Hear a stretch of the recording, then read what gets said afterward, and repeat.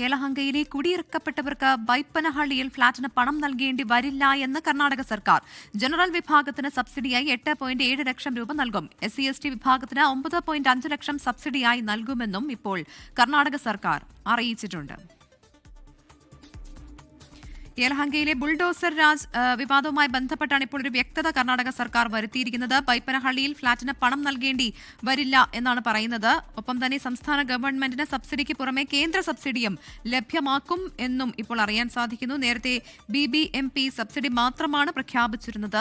5 ലക്ഷം രൂപ നൽകും എന്നായിരുന്നു പ്രഖ്യാപനം. അർഹരായവരുടെ പട്ടിക നാളെ തയ്യാറാക്കി തുടങ്ങും എന്നുള്ള വിവരം കൂടി ഇപ്പോൾ സർക്കാർ പങ്കുവയ്ക്കുന്നുണ്ട്. ജനുവരി 1 മുതൽ ഫ്ളാറ്റുകൾ കൈമാറി തുടങ്ങും എന്നും ഇപ്പോൾ സർക്കാർ അറിയിച്ചിരിക്കുന്നത്. ഇതുമായി ബന്ധപ്പെട്ട ഒരു വ്യക്തതയാണ് ഇപ്പോൾ സർക്കാർ ആഗ്രഹിക്കുന്നത്. മനീഷ് മൂർത്തി വാർത്തയുടെ വിവരങ്ങളുമായി ചേരുന്നുണ്ട്. മനീഷ്, ഇതിലിപ്പോൾ സർക്കാരിനോട് വ്യക്തത വരുത്തുന്നുണ്ട്. ഇതിലിപ്പോൾ സബ്സിഡിയെ 8.7 ലക്ഷം രൂപ ജനറൽ വിഭാഗത്തിന് നൽകും എന്ന് സർക്കാർ പറയുന്നു. മറ്റ് വിവരങ്ങൾ എങ്ങനെയാണ്? പ്രവിത, വലിയ തിരിച്ചടിയാണ് ഈ കുടിയൊഴിപ്പിക്കപ്പെട്ടവർക്ക് എന്നുള്ളതായിരുന്നു ആദ്യഘട്ടത്തിൽ വന്ന ഒരു നിഗമനം എന്ന് പറയുന്നത്. കാരണം സർക്കാർ ആദ്യം പറഞ്ഞിരുന്നത് 5 ലക്ഷം രൂപ എന്തായാലും, അതായത് അവിടെ കുടിയൊഴിപ്പിക്കപ്പെട്ട എല്ലാ കുടുംബങ്ങളും 5 ലക്ഷം രൂപ വൈകിതം നൽകണം എന്നുള്ളതായിരുന്നു. പക്ഷെ അതിലൊരു വ്യക്തത ഇപ്പോൾ സർക്കാർ വരുത്തുന്നു. ജനറൽ വിഭാഗത്തിന് 8,70,000 രൂപ നൽകും. സബ്സിഡിയായി 8,70,000 രൂപ നൽകും.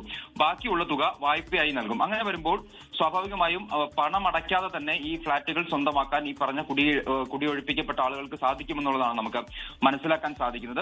SC/ST വിഭാഗത്തിനും സമാനമായ രീതിയിൽ 9.5 ലക്ഷം രൂപ വരെ സബ്സിഡിയായി നൽകുമെന്നുള്ളതാണ് ഇപ്പോൾ ഒരു വ്യക്തത ഇക്കാര്യത്തിൽ എന്തായാലും വരുത്തിയിരുന്നത്. ഇതിന് സംസ്ഥാന സർക്കാരിന്റെ സബ്സിഡിക്ക് പുറമെ കേന്ദ്ര സർക്കാരിന്റെ സബ്സിഡിയും നൽകും എന്നുള്ളതാണ് സർക്കാർ ഇപ്പോൾ പറയുന്നത്.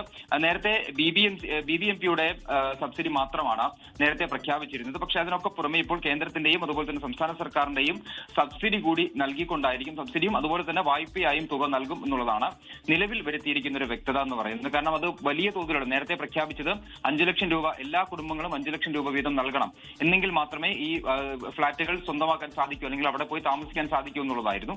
അതിലെന്തായാലും ഒരു വ്യക്തത വരുന്നത്. അതിന് വലിയ പ്രതിഷേധം അല്ലെങ്കിൽ വലിയ വിമർശനങ്ങൾ ഇതുമായി ബന്ധപ്പെട്ട് ഉണ്ടായിരുന്നു. അതിനുശേഷമാണ് ഇപ്പോൾ സർക്കാർ ഇക്കാര്യത്തിൽ ഒരു വ്യക്തത വരുത്തിയിരിക്കുന്നത്. പ്രവിത, ശരി, മനീഷ് മൂർത്തിയാണ് വിവരങ്ങൾ നൽകിയത്. അതിലൊരു വ്യക്തത ഇപ്പോൾ വരികയാണ്. യേലഹങ്കയിലെ കുടിയിറക്കപ്പെട്ടവർക്ക് ബൈപ്പനഹള്ളിയിൽ ഫ്ളാറ്റിന് പണം നൽകേണ്ടി വരില്ല എന്ന് കർണാടക സർക്കാർ വ്യക്തമാക്കിയിരിക്കുന്നു. ജനറൽ വിഭാഗത്തിന് സബ്സിഡിയെ 8.7 ലക്ഷം രൂപയാണ് നൽകുക. SC/ST വിഭാഗത്തിന് 9.5 ലക്ഷം രൂപയും സബ്സിഡിയായി നൽകും. ലോകത്തെവിടെയായാലും ഏത് സമയത്തും 24 വാർത്തകളും ഓഗ്മെന്റഡ് റിയാലിറ്റി പാക്കേജുകളും എക്സ്പ്ലെയിനറുകളും വിശദമായി കാണാൻ ഞങ്ങളുടെ YouTube ചാനൽ നിങ്ങൾക്ക് സബ്സ്ക്രൈബ് ചെയ്യാം.